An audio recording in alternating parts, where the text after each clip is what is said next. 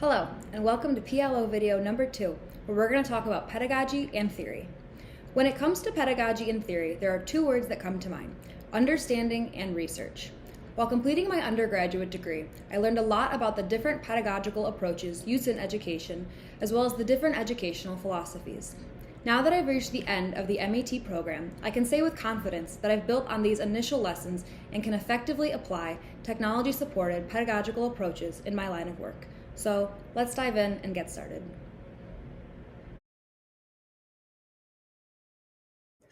Up first is the Video and Internet Integration Lesson Plans from EdTech 541.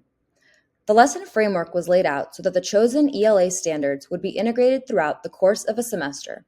It was decided that in addition to the spread out video structure, individual lesson plans would be utilized since it would not be beneficial or likely possible to clump the videos into one 60-minute ELA block. Students would benefit more from the chosen videos if they were spread out throughout the course of the first 6 weeks of the semester and then build on their skill set to receive reinforcement of the concepts over time. The structural approach to this lesson allows for the use of Bloom's taxonomy to evolve and move up the triangle over the course of the semester. This pedagogical approach allows students to spend more time in a section, if necessary, and fully grasp the skill before moving forward.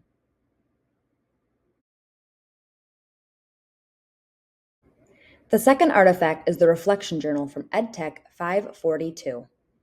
Throughout the semester, one of the ongoing assignments was to create a reflective writing journal alongside the developing of the project-based learning lesson, as I mentioned in PLO number 5. I strongly believe that reflecting on one's learning can allow for optimal understanding of one's learning.